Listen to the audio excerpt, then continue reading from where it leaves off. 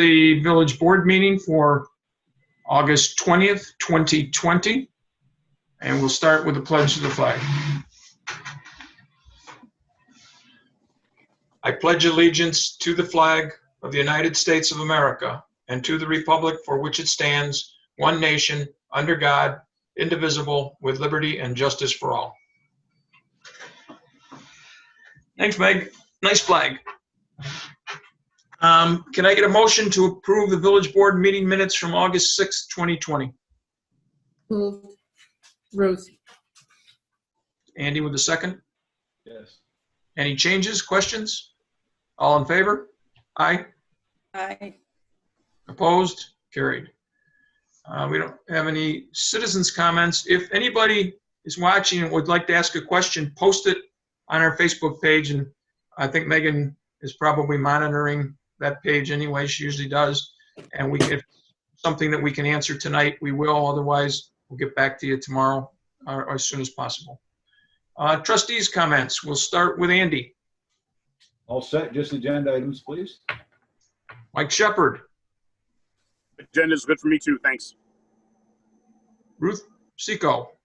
Agenda. Thank you. Megan. Just the agenda. Bruce. Nothing out of the norm. I don't want to say agenda. Everybody else did. I was going to say, you're out of the norm with a comment. Mark, anything? Yes, I'll request an executive session for a brief update on contract negotiation. Other than that, I'll stick with the norm. Oh, boy. All right. I've got a couple things. Interesting stuff going on in Albany. They're trying to fight this postal situation, I think, with the mail-in ballots. They're now talking, there's been proposed a piece of legislation that would enable town, village clerks to be involved in the process. They haven't said anything about how they would get paid for the extra work they'd be doing for somebody else. Sounds like the state is creating another unfunded mandate. But I guess the idea would be, rather than dropping your ballots off at the post office and wondering if it's going to show up, you would bring it to the clerk's office and then somehow they would record votes. I don't know. The legislation was proposed, but nobody has backed it yet. So whether it will happen, I don't know, but it's something we need to be prepared for.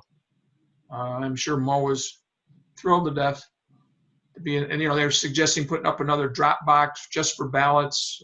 Like we have boxes just sitting around to put up.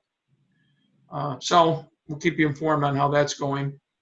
The state comptroller reported yesterday that sales tax were down 8.2% in July. Not good news for Syracuse and Onondaga County. Both of them are very dependent on sales tax for their budgets, maybe more so than other counties and other cities. And the warnings from both Mayor Ben Walsh and from County Executive Ryan McMahon are draconian. There will be a lot of people out of work. A lot of services will be shut down unless the federal government ponies up and helps absorb some of the loss. They've already done some cutbacks. Our county was in great shape coming into this virus, the best shape it's been in years, and now we're going to be awful. So I've continually contacted people at the federal level and asked them to understand that for the most part, the local municipalities did what they were asked to do, and that is, don't lay off people, keep them working, or at least keep them getting paid. Just use essential workers. Make sure your people are wearing masks, shut down your office. We did all the things that we were asked to do. Our police department was basically asked to keep working, and they did. DPW was asked to work, keep the water running, and they did. They did things that had to get done. Our clerk, our codes offices, somebody was manning them all the time. I know the same with the senior center. We never missed a beat because we were asked to take care of our citizens, and we did, and now we're asking them to take care of us a little bit. So if anybody feels inclined, feel free to contact anybody at the federal level, Schumer, Gillibrand, Catco. Very frustrating for me because I contacted Rick Scott, who's a senator in Florida, used to be the governor, and he's been very outspoken. He's not going to support any money for states that were in financial tough times before the virus and are looking at this as a bailout.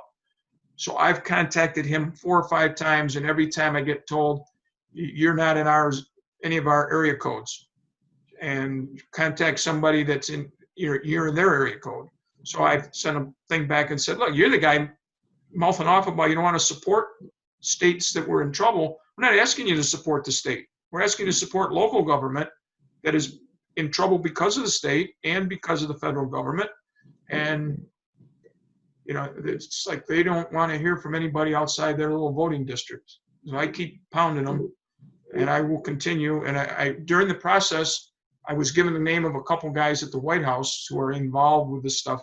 So I keep pushing them to push the White House to support local municipalities.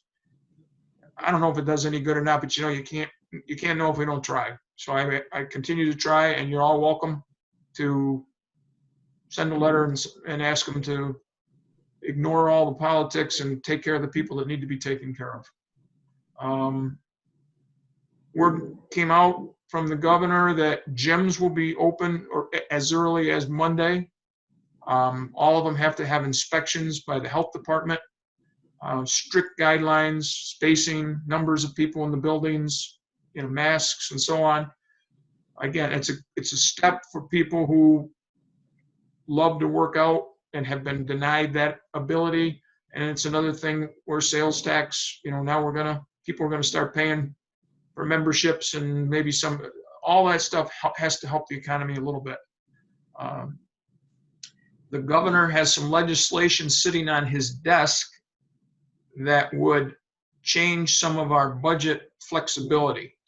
Our bans, which we have to pay up by 5 years. They're now talking about giving you 7 years to pay them up. Another thing that's considered in this legislation is to authorize the use of money from capital reserve funds to help pay current bills. I know we've looked at and wondered if it would be possible ever to dig into the sewer reserve fund. I don't know if that would be included in this, but obviously they know people are in trouble, and they're giving them an out to use money that they normally couldn't use to pay salaries and health insurance type stuff, and be able to use it to get through this. Whether there's a payback involved, I don't know. Mentioned in our work session, but there's a chalk drawing festival going on around the village courtesy of the Rotary. If you go to baldwinsville.rotary.org, you can see all the information. You draw a chalk drawing in your driveway, on your sidewalk. If you don't have either of those where you live, if you live outside the village but are in the school district, contact the Rotary at baldwinsville.rotary.org. They have a box on there to request another place for you to be able to draw. They want everybody to be able to get involved. There's going to be prizes for age groups, and the top prize is a community award, a $200 donation to the charity of your choice. So, if 4 or 5 kids want to get together and do the drawing and then submit that and give the money to, the scouts, the whatever, there is that. I went to a very nice event today over at Canton Woods. George Leah, who some of you probably know, is a very talented, I don't know exactly if you call him a folk singer, but he can sing he sings the gamut. He was Paul Simon, he was Garth Brooks, he was George Strait, the Casinos from back in the 60s. He does anybody and everybody, and there were, I would say, 40 people, and it pretty well spread out in the sun, most of them trying to find a little bit of shade. He went on for an hour. He sang, took requests. It was really nice to see a lot of the people from the senior center. I think it was great for them to get out and see other people. Hats off to Ruth and Joni for putting on a nice event. The other day, I forget the guy's name. Who's the guy from the Office of Aging, Ruth? Larry somebody? Larry Matthews. Larry Matthews made the comment to Ruth that I tell people, if you're going to get old, if you're going to become a senior citizen, you want to move to Baldwinsville. And not just because of the senior center, but partly because of the senior center. But we have other things in place.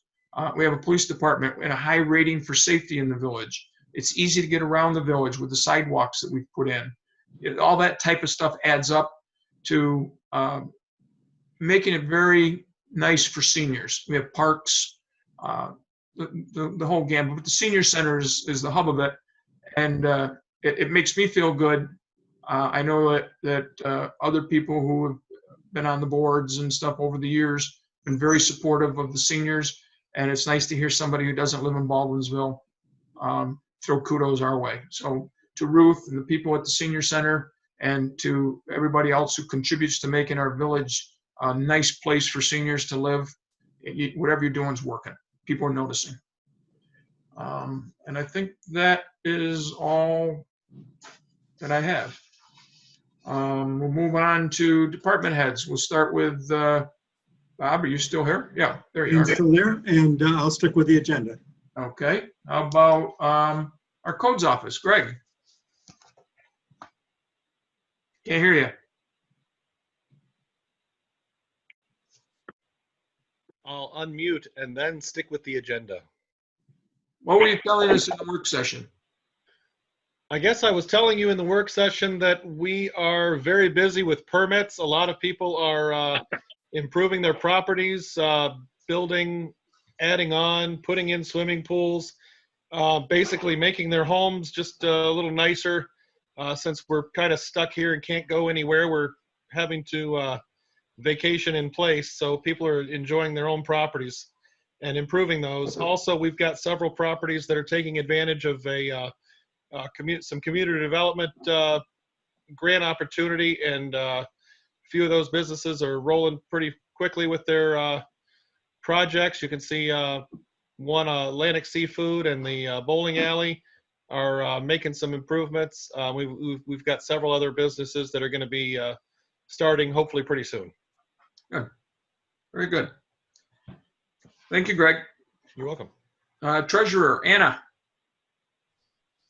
Well, I'm working away on my reports. I thought I was going to have May's to you, but I didn't have it in the right format to email. So you will be getting May's within the next day or so. I also wanted to report that we received our first payment for the infrastructure payment. We did get that, $350,480. That came in the other day. Wow. And That's good news. I think, That's very good. What? It is. It is. I was very happy to see it. I got the report in time, and she said, "Well, you're going to get your check in time," and we did. So that's a good thing. And other than that, I'm just working on everything right now. I'm working on the AUD annual report and plugging away and trying to get caught up on all the postings. And it's coming. And I thank you all for your patience. But if anyone needs a special figure that for your department or whatever, please ask me and I can try and get it together for you. Very good. Thanks, Anna. Thanks for all your hard work.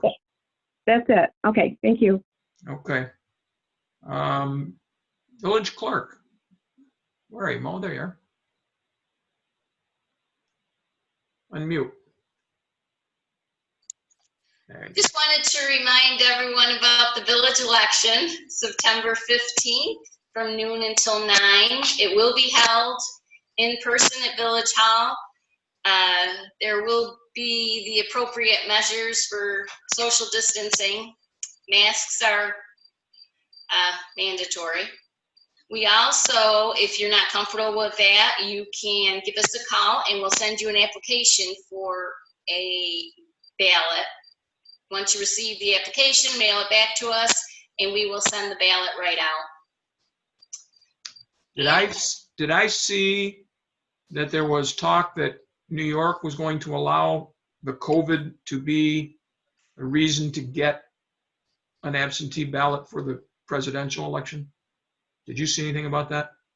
For the presidential, I did not see anything. I I know that thought there was even discussion about at the village level, but we haven't, NICOM, I do have another webinar next week from NICOM, and I'm assuming they'll let us know then, but they were differing opinions on whether or not COVID was going to be a reason. Yeah, okay. All right, thanks, Mo. I did hear something similar, Dick, that you did, that fear of or anxiety about the disease would be a valid reason to request an absentee ballot. I heard it. I don't know if it was just a discussion point or something official, but I did hear something about it somewhere. That's what I was wondering. I heard something and I didn't know if they were going to talk about it. They had talked about it. It was happening. It kind of went in and out and. Yeah. I think it's in the legislature right now, maybe, Okay. what I heard. Mr. All Mayor, right, we'll move on to the senior center. Ruth? Mr. Mayor. Well, I just want to mention that the Canton Woods Art Group is still having a show at the library through the end of this month. So take a minute and go in and check out their fine work there. Also, our librarian is going to be available on the 25th, next Tuesday, from 11 to 3. If you would like some books, please call the senior center, and our librarian will set you up with the authors that you look for, and she'll greet you outside and bring those to you. So we're trying to get you some new reading material.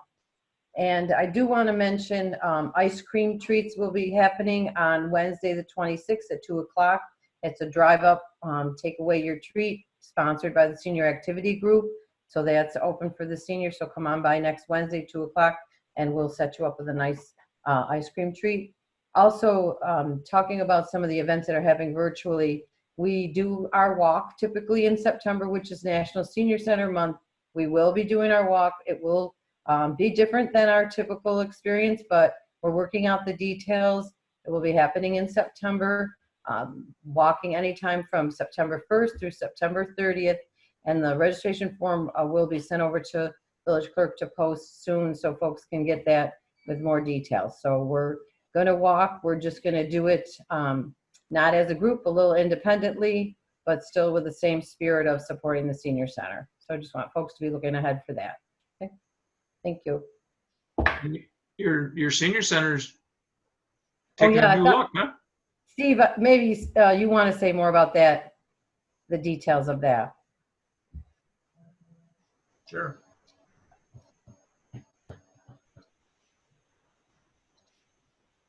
Am I on? Yes.